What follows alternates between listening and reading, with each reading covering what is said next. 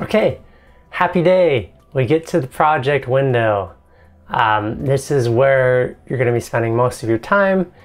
It is filled to the brim with wonderful tools, and I love the workflow. I love what it offers, and I'm hoping that as we continue to learn about Cubase together, you will come to love it too. So with that, let's dive in. So if you take a look at this window, everything except for this top bar is what you would call the project window. This specifically, all of this, is the project zone. Let's mention some of the other zones. We're not going to get to them in this video, but here is how you would see them. Left, bottom, and right. You can click these buttons to open them. And you can still see the zone and interact with it and see this event window and track and toolbar. These just take up some of the space. The other way that you can click them to bring them in or out. You can also do the hotkey, which is Control, Alt, and then L for left, B for bottom, R for right. So if you do Control Alt L, it gets rid of the left. Control Alt B, it gets rid of bottom. Control Alt right, R for right, if that makes sense. It's pretty easy to go click these though, so you don't have to memorize those if you don't want to. And then let's talk about this window. This is your tracks window. I think the easiest way to get a track in there is to right click and just choose a track. As long as you're over anywhere in this box, you can right click. You can also click the add track button and it gives you this little window. It's maybe a little prettier to look at, so it could be useful if you're not used to the tracks that you need. This kind of gives you an image to go with them. And we will talk about all these tracks, but not in this video. I will be using some of them to explain some certain points and details of some of the tools, but we will get to all of them in detail in another video. So you also have use track preset to add a track, which there's plenty of track presets. Right now, there we go. So if you wanted a bass something or other, you could just go in here and add a track preset. It would pull it up already ready to go. Let's try flex attack bass and just see.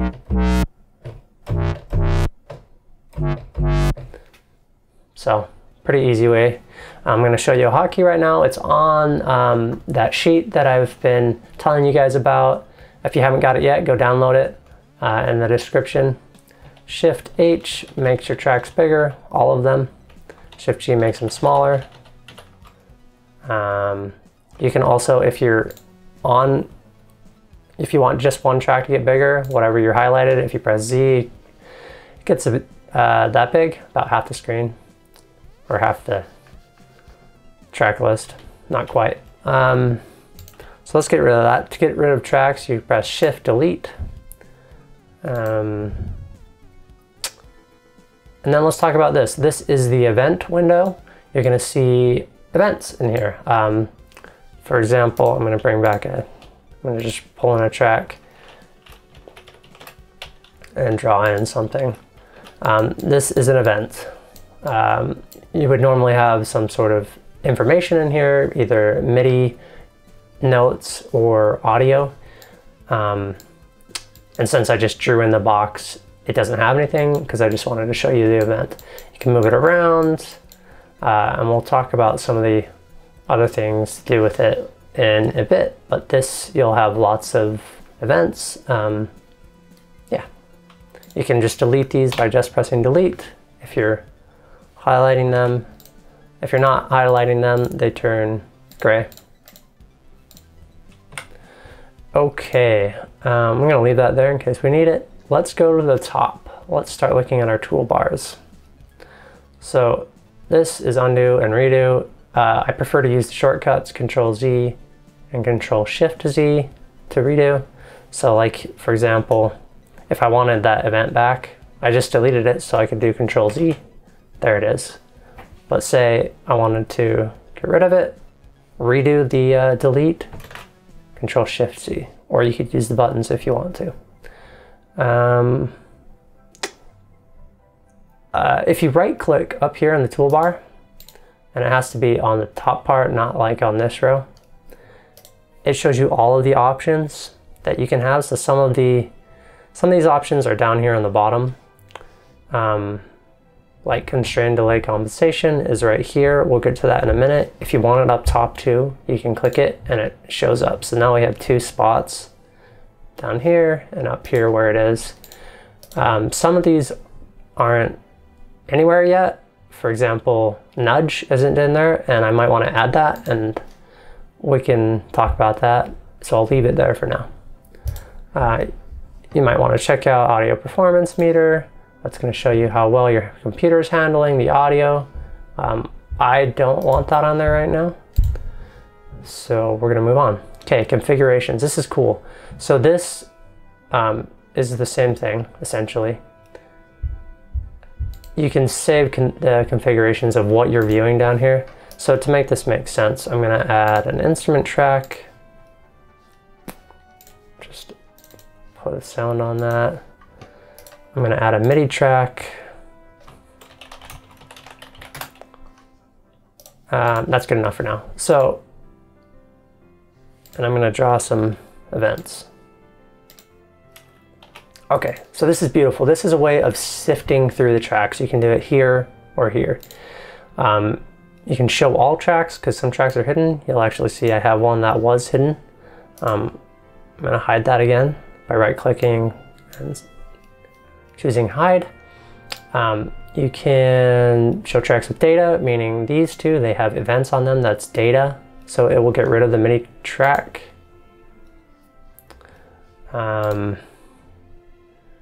You can show, if you have a track selected, you can click show only selected tracks. That would work if you had more than one track selected as well, of course.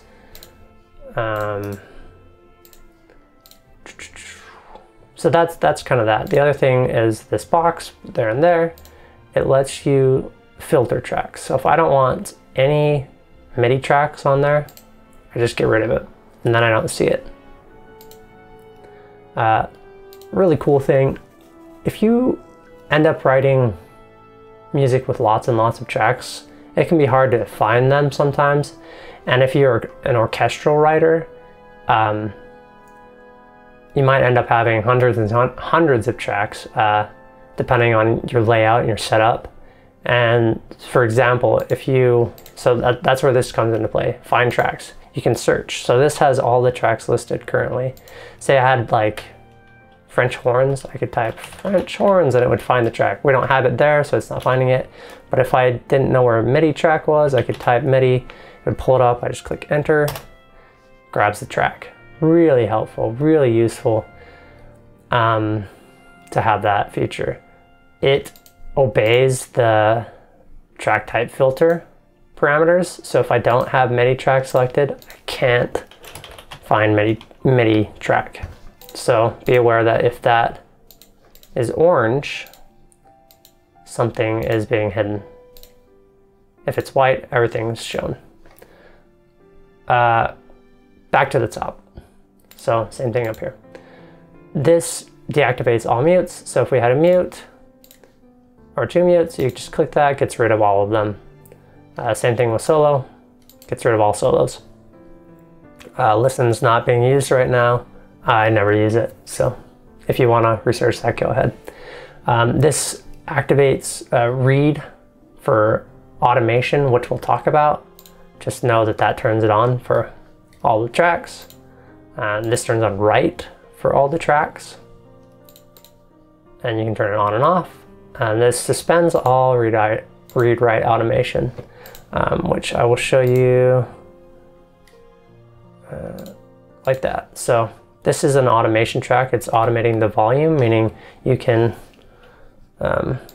draw in where the volume is for this track. It goes up and down and up. And right now it would be reading that because I just wrote it in with a pencil. If I didn't want it to read, I would suspend all automation, all read and write. So now it's no longer reading. Even though the R is activated, it's not actually going to read it. Okay. This is saying that automation follows events. That means if I have an event, it has to have been written for that. So if you look here, this automation is following that event. If I turn that off, it stays and doesn't follow the event. So you probably mostly want that on.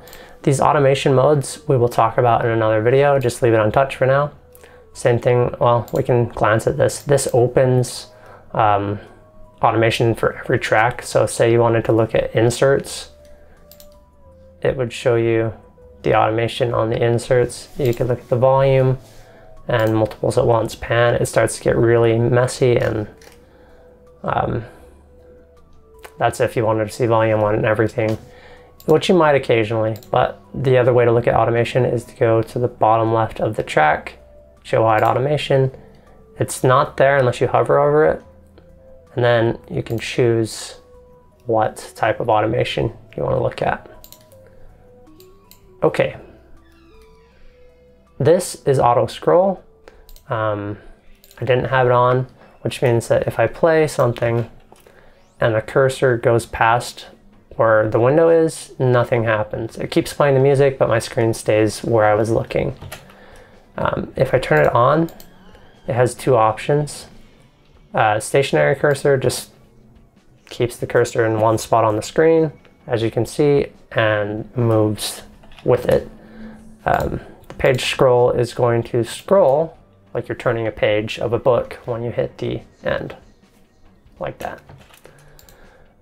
It can be up to personal preference if you want that on or not. Suspend auto scroll when editing means if you decide, if you have it on but you start editing something, or you're like moving, I think if you're moving stuff, yeah, so I'm editing and moving this stuff, it didn't follow it. The minute you move something, it turns orange, letting you know you're suspending it because you're editing. So that's how that works. Tools. Now, these are your basic tools. I don't use all of them very often. I use the object selection most of the time. Hotkey for that is 1. And if you click it while you're also already on one, it cycles through these options of different types. Most of the time you're going to use normal sizing. We'll talk about these in another video. I don't use range selection. Draw is useful. 8 is the hotkey for that. I don't use erase very often when you could. Hotkey 5. Split is 3, very useful. That means splits the audio or the event. And then you can move it separately. Same thing with MIDI notes, which is another thing. All these tools, or most of them, work with MIDI as well, and we'll go over that. Yeah, maybe another video though. Glue glues things back together. And that snapped together because we'll talk about this in a second, but that's how I got it to snap. If I want to glue them back together, I go to 4, just click, glues them together. Nice. You can use mute. I just prefer the hotkey, which is Alt-M.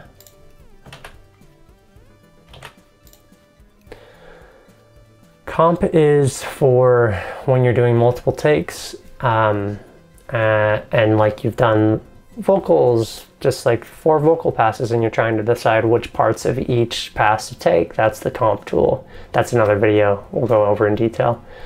Time warp is kind of a specific use thing. It's not a general tool. We'll talk about that another time. Line is for drawing lines, like in automation.